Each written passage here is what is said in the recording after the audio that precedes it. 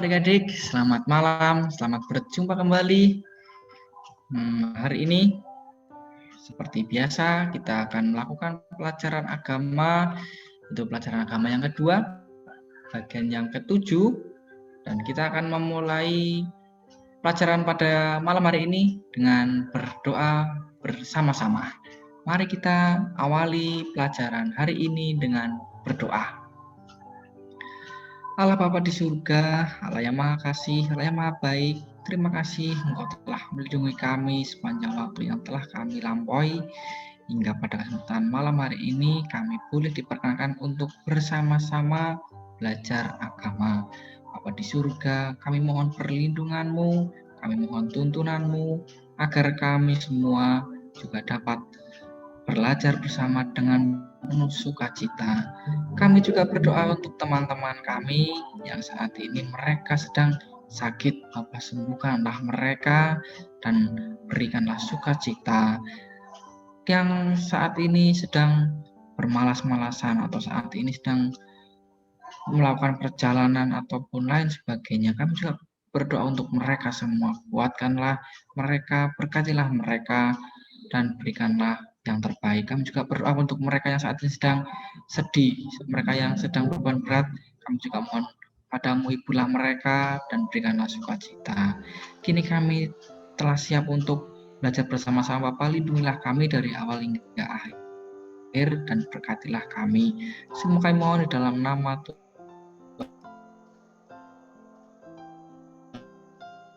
Yesus. Selamat kami yang kasih. Amin. Halo adik-adik, kita pada malam hari ini akan belajar tentang bagaimana Tuhan Yesus berkata perihal pentingnya mengampuni. Kata-kata mengampuni bukanlah sesuatu hal yang baru untuk kita, karena kita sering sekali mendengar kata-kata mengampuni, baik itu di sekolahan, baik itu di kebaktian, baik itu di mana saja. Kata mengampuni ini sebagai hal yang tidaklah mudah untuk kita lakukan, tetapi kita ingin belajar bersama-sama, karena Tuhan Yesus juga dulu berkata perihal pentingnya mengampuni. Untuk apa sih kita mengampuni? Kok di semuanya disuruh mengampuni, dan mengampuni? Nah, adik-adik, sebelumnya ada sebuah perumpamaan nih, bahwa ada dua orang kakak adik, Miriam dan adiknya. Pada waktu itu si adiknya ini, adik Miriam, itu suka sekali. Setiap ada pensil dia selalu menggambar, mengoret-oret ataupun dan lain sebagainya. Nah, pada waktu itu, pada suatu hari, si kakaknya ini, Miriamnya ini pergi, mungkin sekolah atau bersama-sama dengan teman-temannya. Sang adiknya ini nemu pulpen atau nemu pensil, dan pada waktu itu adiknya mengambil buku tugasnya Miriam. Nah, adik pasti punya buku tugas kan ya. Nah, ketika buku tugas itu isinya adalah tugas-tugas adik yang telah dikerjakan semuanya. Diambillah oleh sang adik. Nah, diambil, dan karena si adik ini suka menulis, menggambar, dicoret-coretlah buku tugas tersebut. Dan akhirnya rusaklah buku Miriam tersebut. Nah, kemudian ada sebuah pertanyaan. Apa yang dilakukan Miriam kepada adiknya ketika melihat hal itu terjadi? Ketika Miriam pulang, buku tugasnya sudah dioret-oret, sudah dirusak oleh adiknya. Apa yang akan terjadi? Kita akan membayangkan mungkin Miriam akan marah dengan sang adik. Mungkin akan bertengkar, mungkin akan memukul saudaranya, dan mungkin si Miriam ini akan melaporkan kepada bapak atau ibunya. Tetapi mungkin juga Miriam ini juga akan menahan kemarahannya dan memberikan pelajaran atau memberikan sebuah peringatan dengan bijaksana kepada adiknya. Mbok jangan kayak gitu toh, Dik. Ini kan buku tugasnya kakak. Jadi nanti kakak dimarahin sama ibu guru dan sebagainya. Banyak sekali kemungkinan yang akan terjadi. Nah, pada hal ini juga kita ingin belajar tentang hal mengampuni.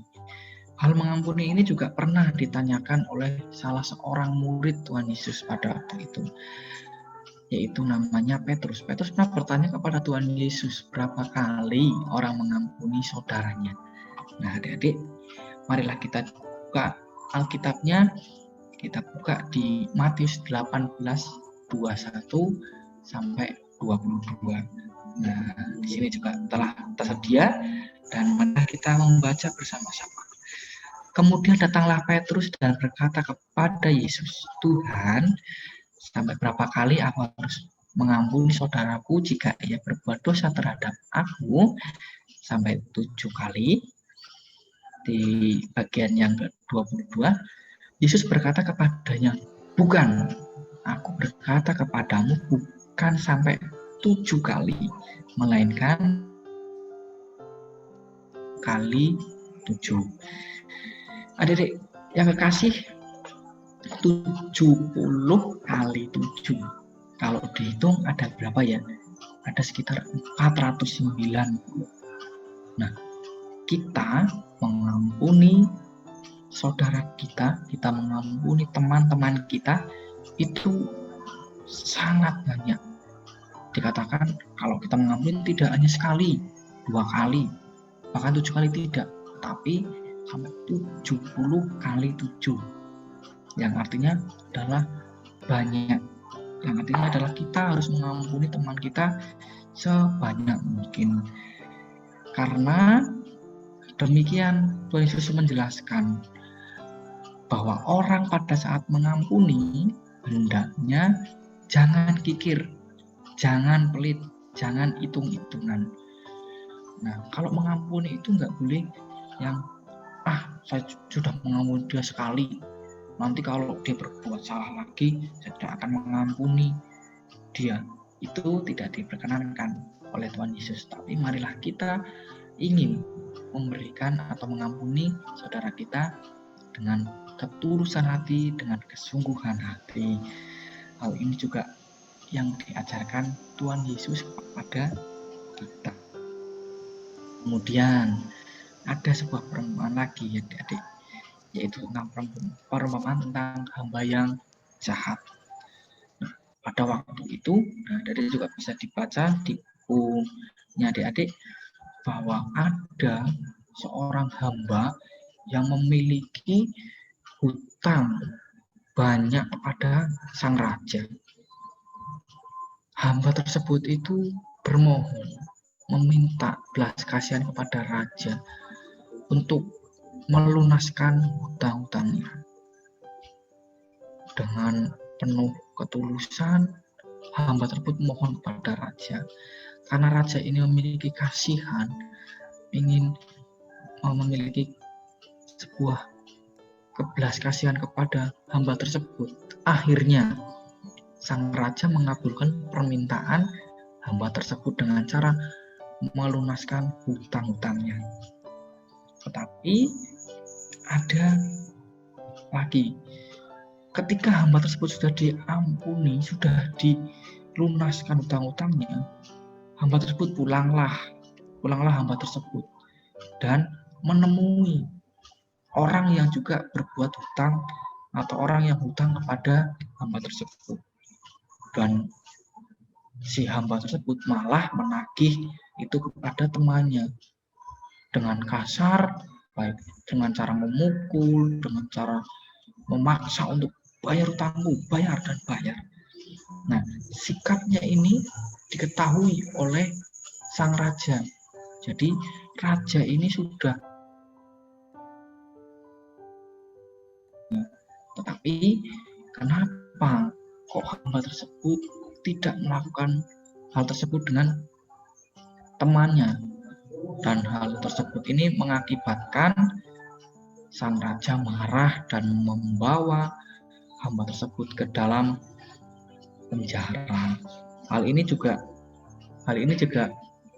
akan memberikan contoh kepada kita bahwa kita hendaknya tidak berbuat demikian. Kalau kita malah diampuni dosa-dosa kita oleh Tuhan, kita juga ingin mengampuni dosa-dosa orang lain.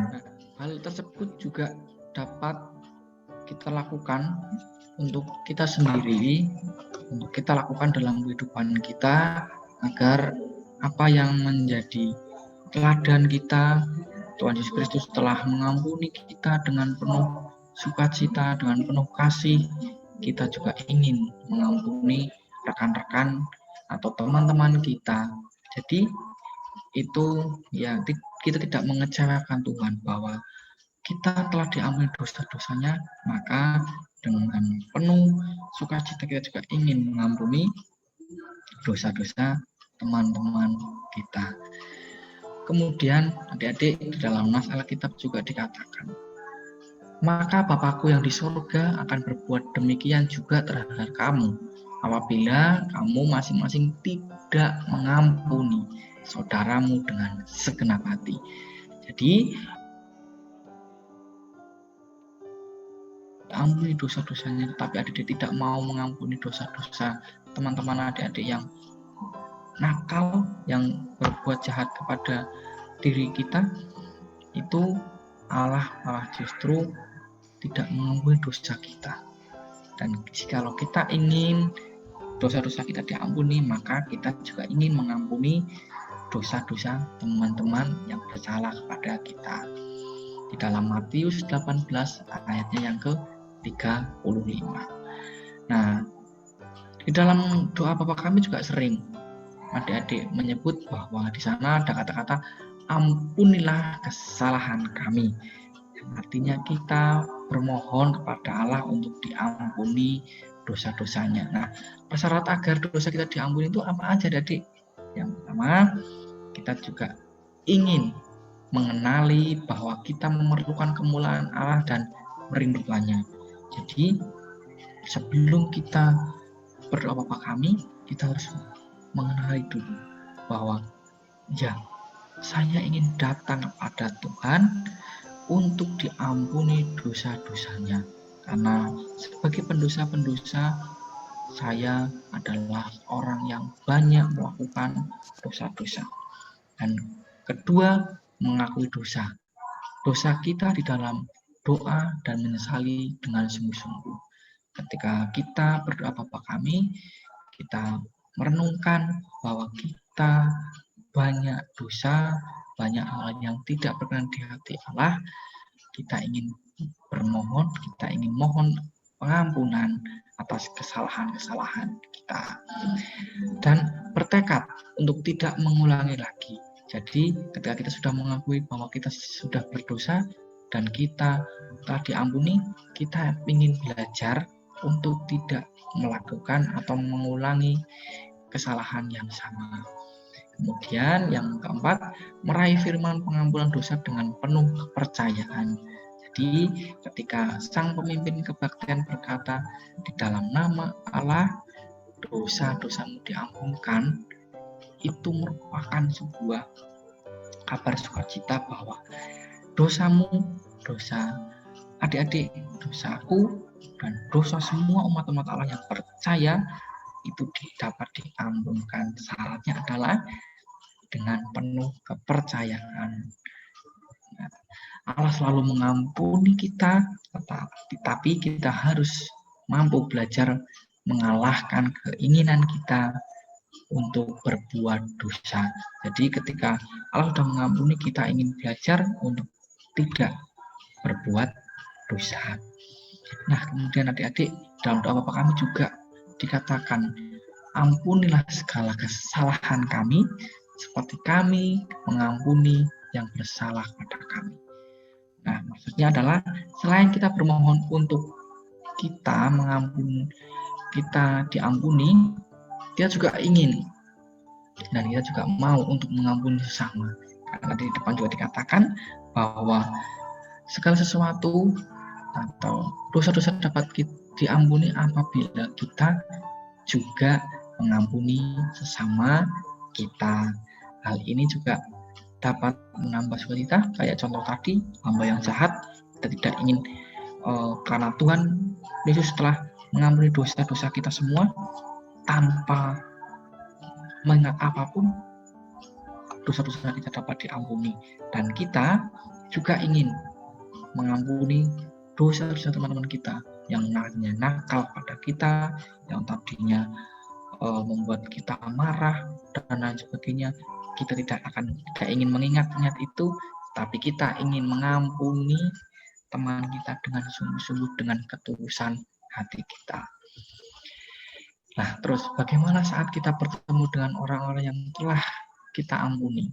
Tentunya ketika kita berpapasan dengan teman kita yang tadinya, itu kok menjengkelkan sekali, itu berbuat jahat dengan saya, dan kita telah mengampuni mereka, itu hal yang terjadi. Kita tidak acuh, kita tidak ketika ada teman kita tidak melengos atau kita tidak berpaling muka, tapi kita menyapanya, hai temanku, apa kabar, dan lain sebagainya. Kemudian kita bersukacita, ya karena kita sudah saling mengampuni, jadi kita kembali bersukacita tanpa adanya hal-hal lain.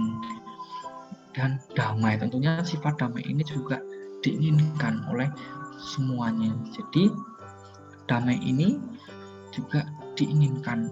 Kalau di dalam dunia ini semuanya merasa damai, tidak ada pertengkaran, itu pun juga menyukakan ya adik-adik ya.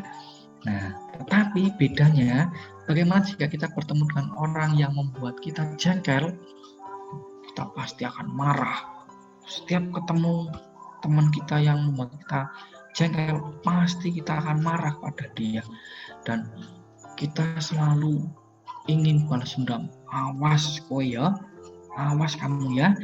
Kalau nanti ketemu sama saya akan balas kelakuanmu. Ketika kamu nakal sama aku akan nakal. Dan hal tersebut tidak diperkenankan oleh Allah, karena kita diajarkan untuk mengampuni agar terciptanya damai dan sukacita. Nah, sini juga dikatakan saling mengampuni, dan firman pengampunan dosa tidak hanya menciptakan perdamaian antara manusia di bumi, melainkan juga perdamaian di dalam hati dan perdamaian dengan Allah. Jika hal ini diterapkan, hal ini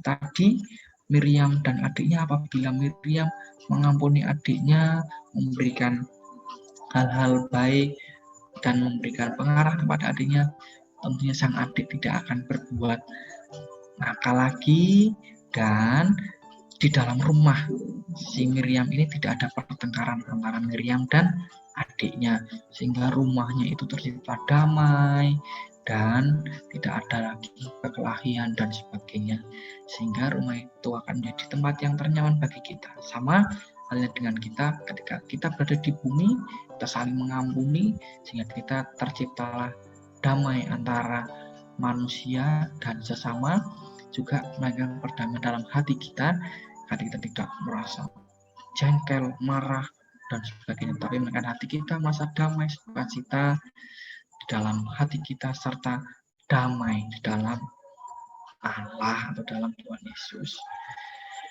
Demikian adik-adik pelajaran pada kesempatan malam hari ini, menunggu berkat sukacita bahwa kita hendaknya saling mengampuni satu dengan yang lain, karena dengan hal demikian kita juga dapat belajar seperti apa yang diajarkan oleh Tuhan Yesus kepada kita semua. Baik adik-adik, akhirnya pelajaran malam hari ini telah selesai, dan marilah kita tutup pelajaran hari ini dengan berdoa. Bapa di surga, Allah yang Maha Kasih, pada kesempatan malam hari ini kami kembali lagi datang mengucapkan syukur terima kasih Engkau telah melindungi kami, menyertai kami dari awal hingga akhir kini kami telah selesai dalam pelajaran agama Bapa. Berkatilah kami apa yang telah kami terima, biarkanlah menjadi sebuah pengetahuan yang baik untuk bekal kami, untuk kami dapat senantiasa mengetahui apa yang menjadi sebuah rencanamu, apa yang di pelajaran-pelajaranmu untuk kami semua. Dan berikanlah pada kami semua tenaga Bapa, untuk kami dapat saling mengampuni satu dengan yang lain, agar kami juga dapat tercipta damai baik di bumi, dalam hati kami, maupun damai bersama-sama dengan Kristus Tuhan Yesus. Bapa di surga, kini kami juga teringat pada saudara-saudara kami, teman-teman kami yang saat ini tidak bisa bersama-sama dengan kami karena mereka sedang sakit Bapa. Sembuhkanlah mereka, berikanlah tenaga dan penghiburan agar mereka juga dapat senantiasa bersuka cita. Kami juga berdoa untuk mereka yang lemah dalam kepercayaan, mereka yang sedih, mereka yang sedang berduka cita. Kami mohon Bapa, tiburlah mereka, kuatkanlah mereka, dan berikanlah apa yang mereka butuhkan. Akhirnya Bapa, kami juga mempersamakan doa kami dengan doanya para pembawa berkat yang di depan kami, para rasul dan rasul Allah, agar kami juga dapat terkena berkat hikmat yang besar daripadamu. Dengarkanlah doa kami Bapa, di dalam nama Tuhan Yesus kami berdoa. Amin. Kita belajar tentang bagaimana cara pentingnya mengampuni. Hal ini juga dapat kita terapkan dalam kehidupan kita, dan akhirnya kakak ucapkan terima kasih banyak adik-adik telah bersama-sama dengan kakak untuk belajar, dan akhirnya sampai kita berpisah dan sampai jumpa lagi. Tuhan Yesus memberkati kita semua. Dadah.